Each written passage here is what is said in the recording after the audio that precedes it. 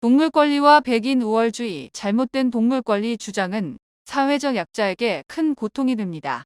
동물보호운동은 아마도 이 지구상에서 전위적이고 급진적인 모든 것들 중에서 가장 백인 우월주의적일 것이다. 동물권리운동. 동물권리운동이 모두 인종차별적이고 백인 우월주의적이라는 것은 아닙니다. 하지만 많은 동물권리운동이 백인 우월주의에 쉽게 빠집니다.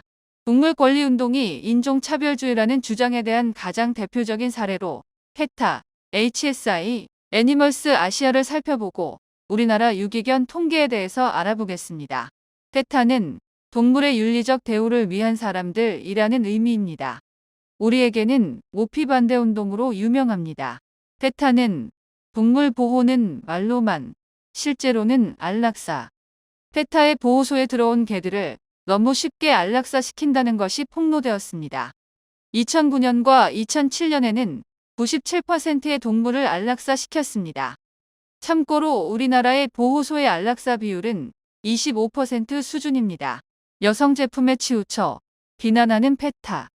페타는 동물 보호를 말할 때 거의 대부분 여성이 주로 사용하는 것을 반대합니다. 예를 들어 모피나 향수를 사용하는 것을 비난합니다.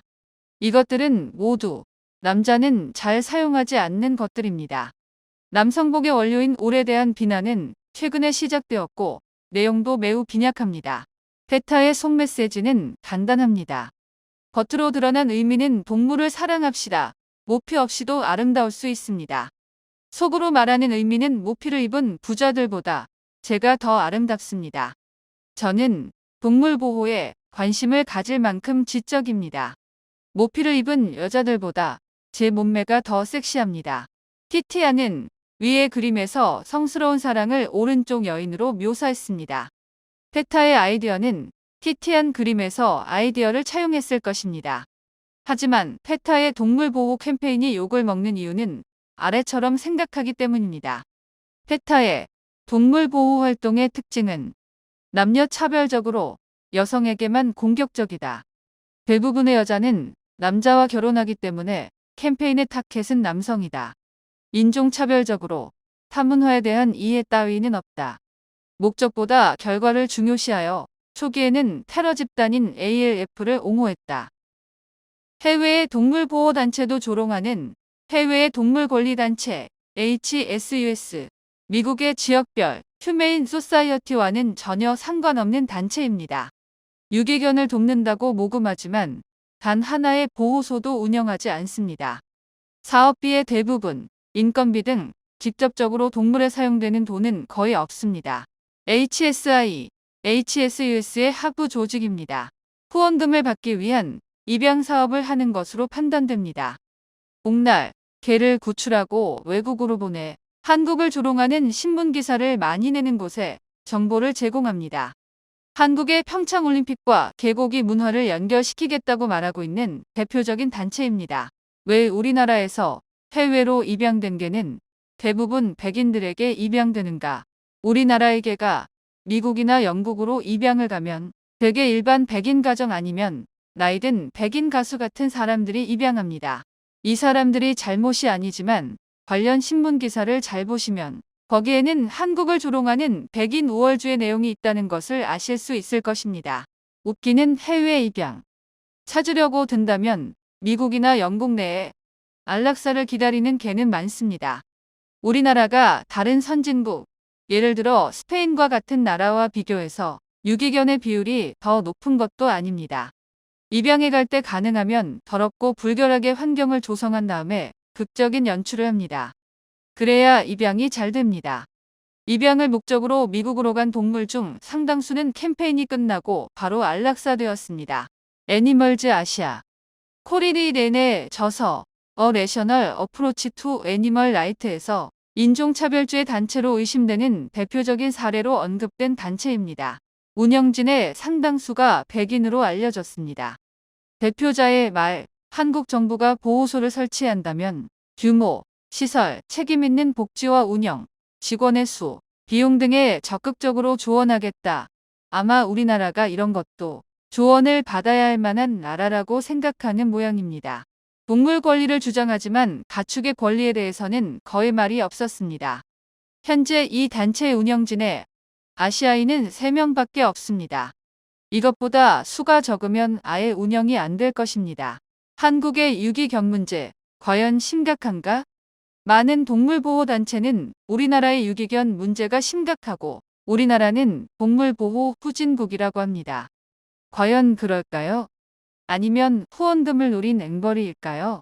미국의 유기견 발생률 통계, 미국의 경우 1970년대 반려동물을 연간 1,500만 마리를 안락사시켰습니다. 미국의 안락사가 줄어든 것은 최근 2011년에 260만 마리에 불과합니다. 그래도 유기견 안락사 비율은 여전히 한국보다 높습니다. 미국의 유기견 연도별 안락사 비율, 미국의 경우 미국의 ASPCA의 통계를 따르면 미국은 보호소에 들어온 동물을 1980년대까지 대부분 안락사 시켰던 것입니다. 각 국가별 유기견 발생 비율, 우리나라 경우 유기견 발생 통계는 있지만 사육 통계가 없기 때문에 2016년 자료를 이용했습니다.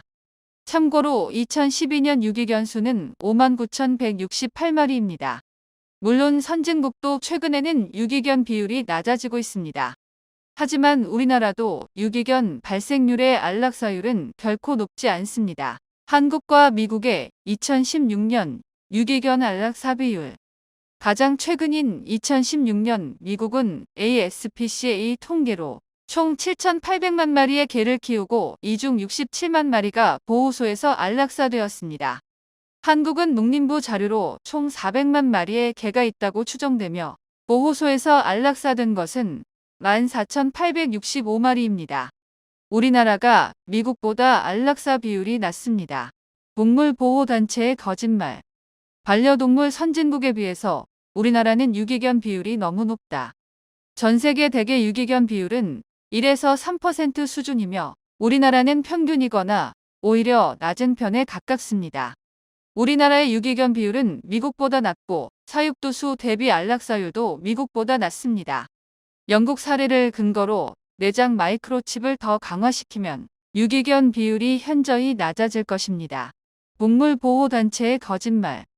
독일 사람들은 개를 유기하지 않는다. 개를 버리지 않으면 유기견 보호소는 왜 있을까요? 독일은 개를 합법적으로 티어하임에 돈을 주고 버려 사육을 포기할 수 있는 방법이 있기 때문입니다. 독일의 반려동물 문화는 식민지 이데올로기와 관련되어 발전한 것입니다. 독일에서는 반려동물을 키우는 것 자체가 허가제입니다. 그래서 개도 얼마 키우지도 않습니다. 그렇기 때문에 영국과 비교하는 것이 더 타당합니다. 생명을 다시 바라보기. 동물보호단체의 이데올로기 문제점. 동물보호단체는 우리나라 사람들은 미개하거나 야만적인 관습을 가지고 있고 백인 구세주가 와서 구원해준다. 우리는 그들을 따라야 한다. 라고 생각하고 있는 듯합니다. 그러나 음식이 생명이 아니라고 생각하는 나라들. 여러분은 얼굴에 음식을 던지고 노는 장면에서 웃음이 나오시나요? 동물을 그냥 죽이기 위해서 죽인 나라. 미국의 버팔로 대학살. 영국이 동물학대의 나라였다면 미국은 동물에 대한 대량 학살의 나라였습니다. 가장 대표적인 것이 버팔로입니다. 최근에는 바이슨이라고 부릅니다. 인디언을 멸종시키기 위해서 수백만의 버팔로를 거의 모두 그냥 의미 없이 죽였습니다. 버팔로의 뼈들. 이 버팔로는 먹기 위해서 사냥당한 것이 아닙니다. 대개 이것은 비료로 쓰였으며 버팔로는 미국 내 500마리 수준으로 떨어졌습니다. 동물을 그냥 죽이기 위해서 죽인 나라. 미국의 여행자 비둘기. 미국의 동물에 대한 대량 학살의 가장 대표적인 사례의 하나는 여행자 비둘기입니다.